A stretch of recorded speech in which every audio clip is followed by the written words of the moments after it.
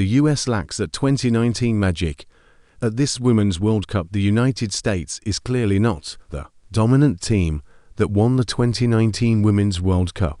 The Americans have advanced to the knockout stage at this edition of the tournament, but just barely after a 0-0 draw with Portugal in their final group match.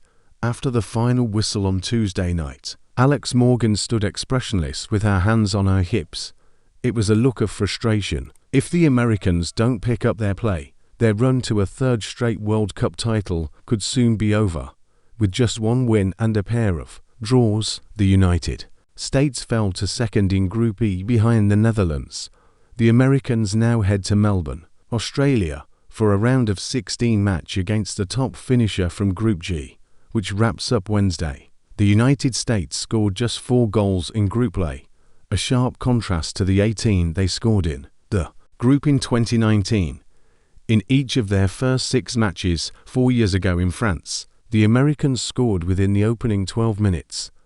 I think there's things we can do better for sure, things we could do better from the last couple of games, but I'm not going to dwell on it. It is what it is, veteran Megan Rapinoe said. We need to play better, and we know that. We need to be a little bit more fluid, and I think just a little bit more connected offensively. The team has 14 players who are making their first appearance in a World Cup, and for 12 of them, it's their first big international tournament.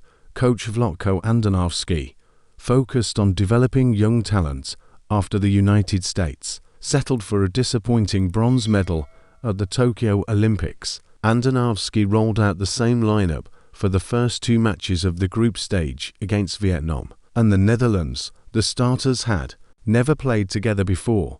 Rapinoe and Rose Lavelle, who both scored in the 2-0 victory over the Netherlands in the World Cup final 4 years ago in France, had picked up injuries in the run-up to the tournament and their minutes were restricted. When Lavelle was subbed into the group match against the Dutch last Thursday, she gave the team a second-half spark and served up the corner kick to Lindsey Horan for the goal that pulled the US into a 1-1 draw. Hoping to boost the attack, Andonovski changed things up against Portugal, starting Lavelle for midfielder Savannah Di Mello and replacing forward Trinity Rodman with Lynn Williams. Still, the scoring issues persisted. Lavelle picked up her second yellow card in the match against Portugal, meaning she won't be available to play on Sunday in Melbourne.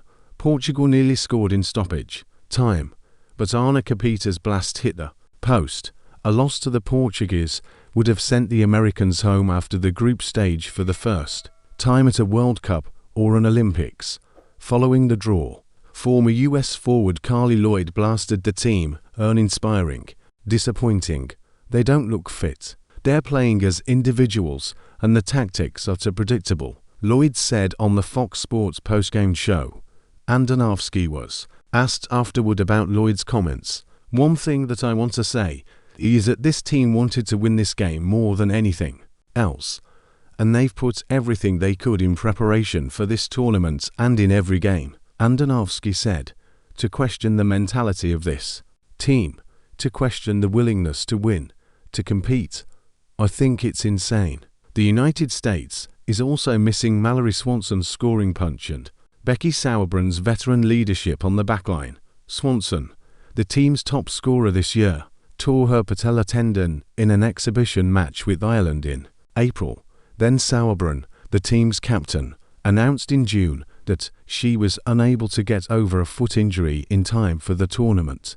The Americans, who have won a record 4 World Cups, had not needed the third and final group stage match to clinch a spot in the knockout round since 2007.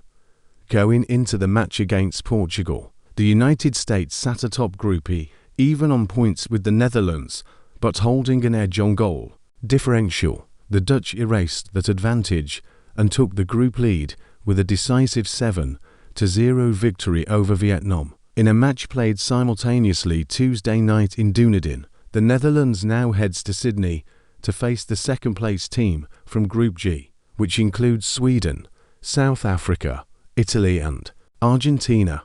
The United States plays the group's top team, likely Sweden. If the US can win in Melbourne, it's back to Auckland for the quarterfinals, but there's no guarantee unless the team can find that 2019 magic again, and fast. I know this team, and I know what we're capable of, Morgan said. Just because it hasn't clicked every moment on the field, and we're not putting goals in the back of the net, doesn't mean that these aren't the right players for the job. The confidence is there. Now we just have to prove it out on the field.